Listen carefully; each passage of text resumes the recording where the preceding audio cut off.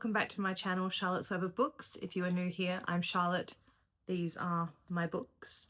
And today we're going to be doing the Q4 reading wrap-up, which is everything that I read in the months of October, November and December for 2025. You hear noises during the background of this video. It's this little munchkin here, Rosie. Mwah. She is in a very playful mood at the moment, so she will be here whilst we do this review, won't you? Yes, she will. In the final quarter of the year, I read 7 books in total, and that wasn't too bad considering I was quite busy during the Christmas period. My reading goal for the year was 25, and I accomplished 33 books. Rosie, I don't think I'm going to be able to read any more in the next couple of days. I'm just mentally exhausted. So I'm capping it at 33 for the year, but I think that's a pretty good go. Let's stay hydrated. So the first book that I read in October for this year was The Soulmate by Sally Hepworth. Sally Hepworth might just be my new favourite author for the year. I have read, I think, 4 of her books now, and every single one of them I have absolutely loved. So I read The Soulmate, which follows a couple, Pippa and Gabe, who have moved to a cottage on a cliffside in somewhere east in Australia. I can't remember roughly where. Queensland? Melbourne? I don't know, one of the eastern states. So they live now on the cliffside, this beautiful cottage, but the downside to this lovely home that they've bought is the cliffside is prone to jumpers or people who are looking to commit suicide. So Gabe, the husband, has been like talking people off the ledge for several months now since they moved in, and he's become sort of like a town hero and like a good Samaritan. The papers write about him.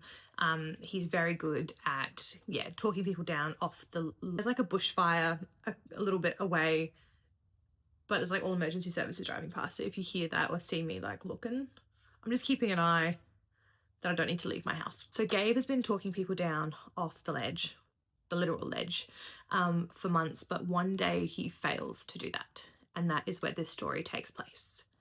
It follows Pippa and Gabe as the police investigation ensues following this woman's suicide. There's discussion about whether or not the person who jumped knew the couple. You get into like the backstory of the woman, of Gabe, of Pippa, how they came to move to the cottage. Sally Hepworth writes Australian literature, and this was honestly so great. I really thought I knew where the story was going. The characters were all super intriguing, really individual, which Sally Hepworth does so well. She writes very realistic characters, all so different. And I really loved these characters. I wanted to know so much more about them, and I was so glad that I got to find out more. It's subtle, like the reveal of information was super subtle and really well thought out. The twists that happened I didn't really see coming, but then when I read back, it's pretty obvious, but you have to, obviously, hindsight is 2020, but Sally Hepworth really is able to unleash little twists so well, and I just really enjoyed the book. I gave it 5 stars, as I think I've given most of the Sally Hepworth books 5 stars, but this one was definitely a 5-star read. So if you're looking for like a suburban thriller that has a bit of a mystery, well, it's not really a thriller, more of a mystery. If you're looking for a suburban mystery, it's a suburban mystery. Sally Hepworth's The Soulmate is the way to go. Okay, so the second book that I finished in the 4th quarter is Beach Read by Emily Henry. And I actually started reading this one in February of this year, but I could not get into it. I think I just wasn't in the right headspace, and I really realized recently that I'm much more of a mood reader. Like, I try and set TBRs for certain months, and I try and put themes and things, and it's just not who I am. The vibes need to be immaculate and really in tune with my emotions for me to read a book, which is why I can probably read like different books on the go, because my emotions are constantly changing. I started Beach Read earlier in the year, and when I restarted it in October, I really got straight into it and I just plowed through, and I'm so glad, because I think this might actually be my favorite of the Emily Henry books. I haven't read Happy Ending, and I haven't read Great Big Beautiful Life or Great Big Life or whatever it is, but I've read the other ones, and I think this one is definitely up there. So what are you doing? She's found a bug. Beach Read follows the story of January, who is a romance writer who seems to be suffering from major writer's block. And she no longer believes in love, which obviously she's a romance writer. That's going to really make an impact on her earnings. And it also follows the story of Gus, who is an acclaimed author who writes like contemporary fiction and like the great American novel. Like that's kind of what he's known for. And they were old college rivals when they were doing their degrees together.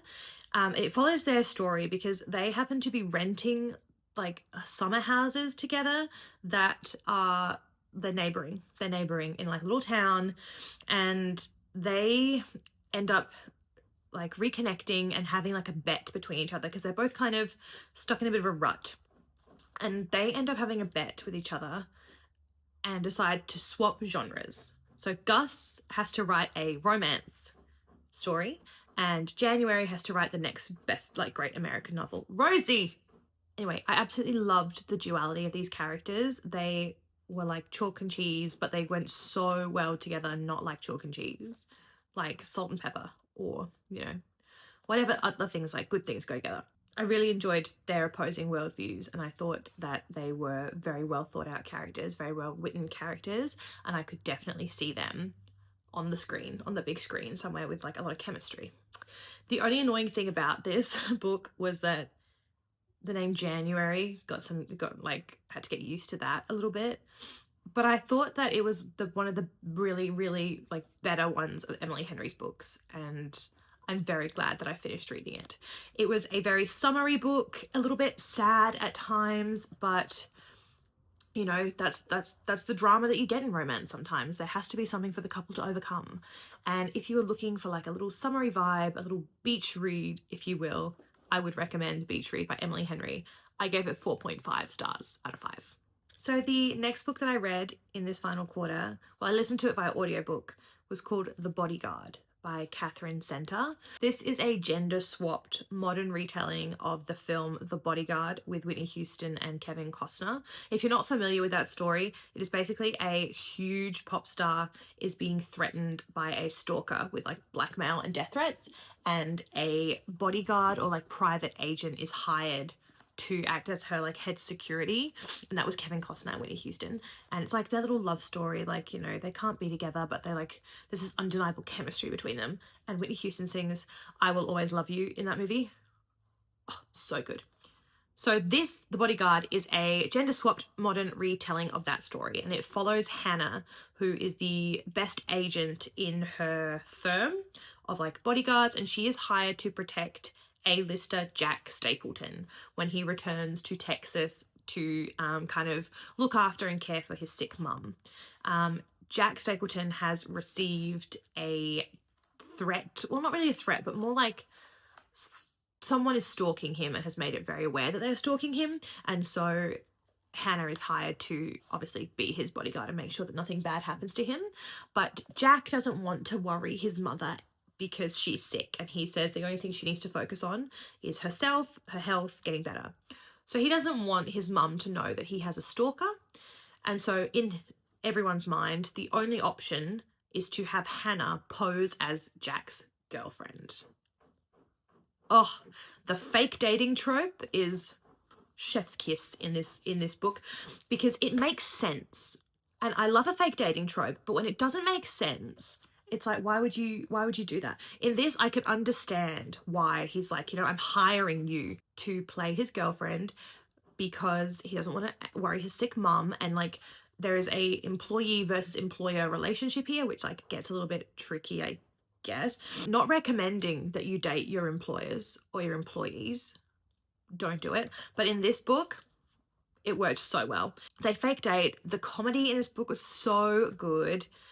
I was giggling along listening to it. Hannah, the female main character, was so relatable. She was so hilarious.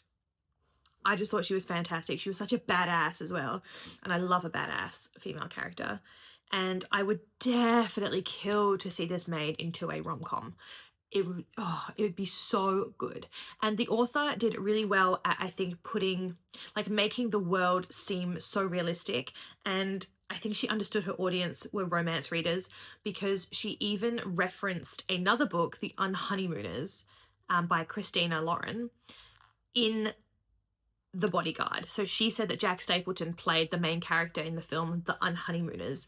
And I just read that book. And so I was so thrown into this world of like, okay, so I know what that premise is. I can see this character playing this person. And it really felt like Jack Stapleton was such a big movie star that like, I wouldn't be surprised then if I saw on Instagram like Jack Stapleton.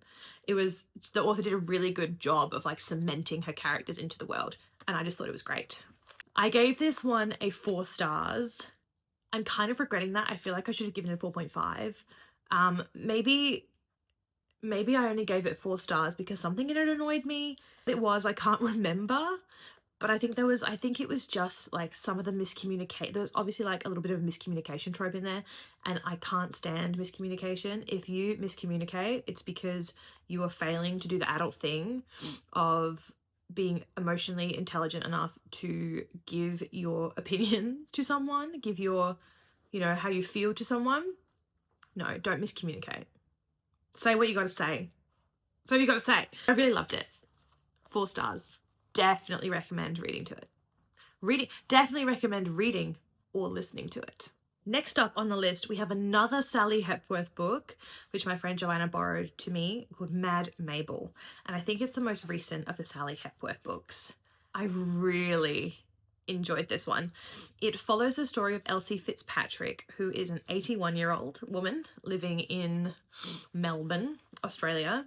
She is grumpy, she is rude, she's hilarious. She is just so unapologetically herself. It is beautiful.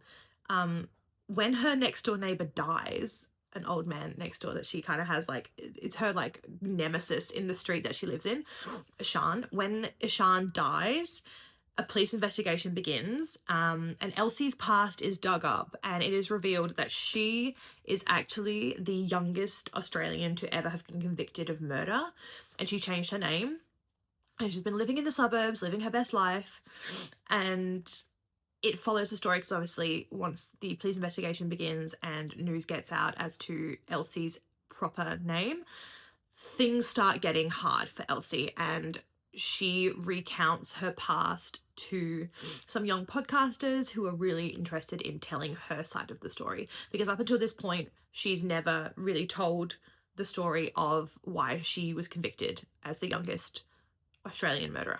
So it follows that story, and it made me want to quit my job just so I could keep on reading this book and not have any interruptions. It was so good. The twists were twisty. There was a perfect mix of comedy and true crime, which I absolutely loved. And the character of Mabel, or Elsie, was just so well thought out and so well constructed, so well rounded. And because we have the point of view of young Mabel and old Mabel, just seeing the differences between her at a young age and her older, and like her growth was so obvious, and it felt like you were reading about 2 different people, but obviously we're all different from the person that we were when we were young. And I just thought it was so great, and she was just the epitome of growth. And I kept saying to my friend, I was like, when I'm older, I want to be half as badass as Elsie is, because she's just great. No shits to give, just a badass old lady, and that's what I want to be. It was such a good, like, little, again, like a suburban mystery with a bit of murder in there, a bit of true crime, few little twists and turns. It was so good. I gave it, no surprises, 5 stars. So the next book that I read this year, I've listened to it on audiobook, was called The Year of Less by Cait Flanders. And it is a non-fiction book. It is biography about Cait, the author, who in her late 20s realised that she was just stuck in the consumerism cycle, and had a lot of debt and just didn't really know where to go and what to do with it. And she decided that she needed to make a change in her life and like declutter, get rid of all the stuff that was no longer serving her, that she no longer needed, and to make changes and start minimal spending so that she could, save and pay off her debt and be, more financially free as she continues, like into her 30s. And I was so inspired when I was listening to this book, because I've tried to do like no spend months and things because there's stuff that I want to pay for. I have this, I have a little dependent, I have a mortgage, I have uni debt, I have other things, there you go, that I need to pay for, bills and things. And also like I just want to be able to do things whilst I still can. Like I want to travel, I want to, you know, be able to afford things that make me happy. I also just feel like I'm such a slave, thank you, to consumerism and capital. Bless you. I'm distracted by you because you're so cute. I know that I consume things that I probably shouldn't. I know that I bend to the ways of capitalism a lot, and I just really wanted to, you know, change my spending habits. I tend to buy or have things that I don't need, but I think I will. And I also like, not even just buying things, but I never get rid of some of my stuff. Like, I feel bad if I throw it away, even if I haven't used it in like 10 years. So I really wanted to get into that habit of like decluttering, you know, of having my space decluttered and just, you know, free of shit. And also not spending so much. I really want to be able to save and afford to do things that I want to do. Be more financially free and financially independent.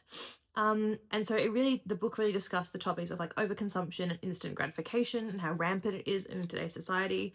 And hearing about someone else's success in like completing this minimal spend and like, I guess, anti or minimal consumerism really helped.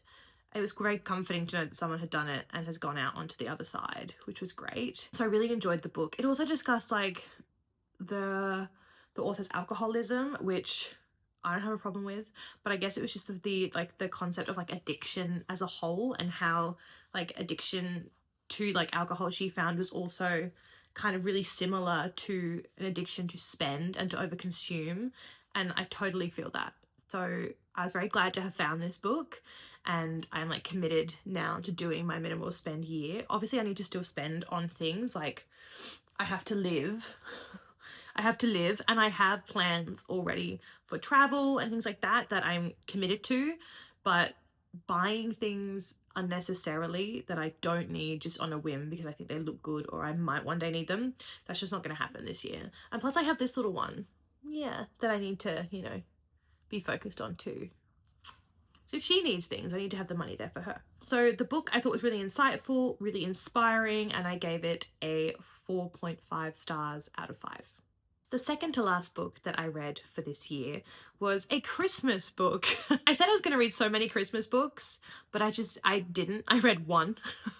And that one that I read was Lovelight Farms by B.K. Borison. I've had this one on my Kobo since I got my Kobo last year, and I regret not reading it last year because I really enjoyed it.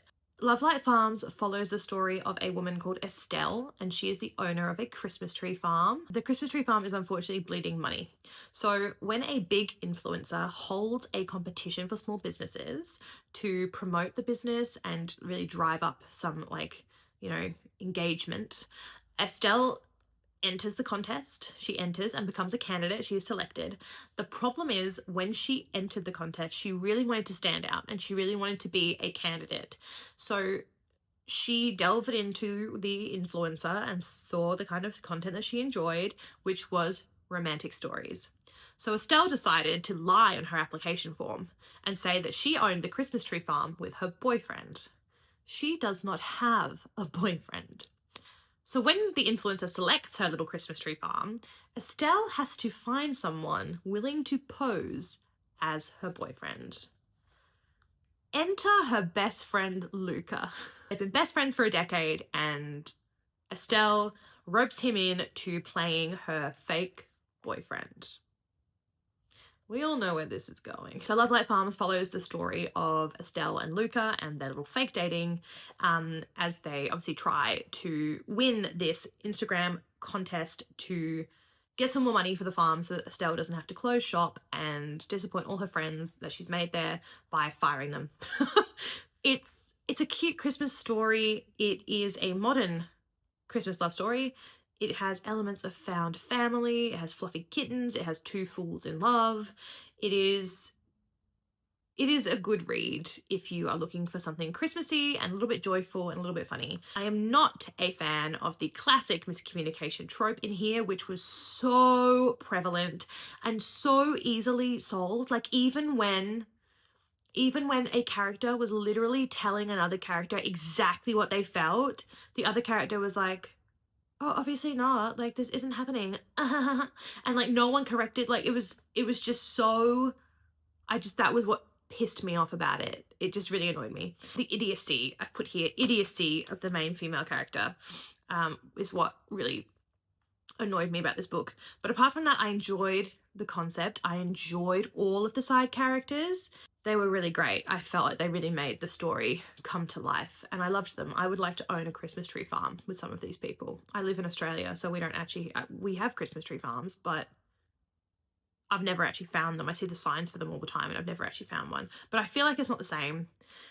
Christmas tree farms in America seem to be beautiful and cold and have fairy lights everywhere and hot chocolate, and people go around under the lights in the cold weather, bundled up with their mittens and coats, as Taylor Swift says. Here, I feel like it would be like walking around with your cold beer or your cold iced latte, looking for a tree that you hope doesn't have a spider in it and lobbing it in the hot weather, hoping a fire doesn't start. Anyway, I would like to own a Christmas tree farm with these people because I really loved them. It really got me into the Christmas spirit as well. I actually finished reading this on Christmas Day and it really gave me the joyous, festive feels that I really wanted to feel. I gave this book a 3.5 stars because I wasn't happy with the communication within the book. I thought the main characters were lacking in their ability to be adults. I thought that they were very cheesy, but too cheesy. But apart from that, I really liked the story. So if you want a good Christmas book to read, I would recommend Lovelight Farms by B.K. Borison.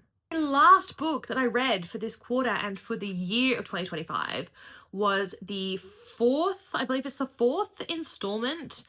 Oh, let me check. 1, 2, 3. Yes, the fourth installment in the Shatter Me series. The fourth installment in the Shatter Me series, Defy Me by Tahereh Mafi. I started reading this earlier in the year, much like Beach Read, and I put it down, but I picked it up today and I finished it today and I really enjoyed the last quarter of the book. I thought it was great.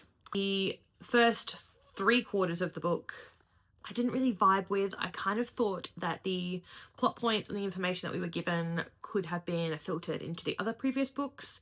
We didn't really need a whole book surrounding it. I don't want to give too much away, but there were certain things revealed in this book that I felt didn't reveal enough.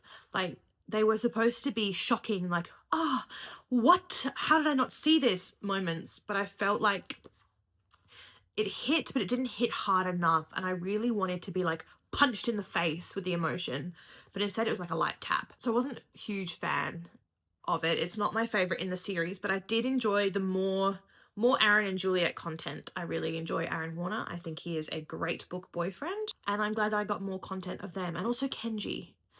If you have not read the Shatter Me series and you don't know who Kenji is, sucks for you. If you have read the Shatter Me series and you know who Kenji is, damn. Love Kenji. Love that I got some more insight into Kenji. He was great. Really enjoyed him. Would love to see him on the big screen. But I gave Defy Me a 3 stars. I was not mega thrilled with it. But I am glad that it is leading into the final story for Aaron and Juliet, and I am keen to pick that one up soon.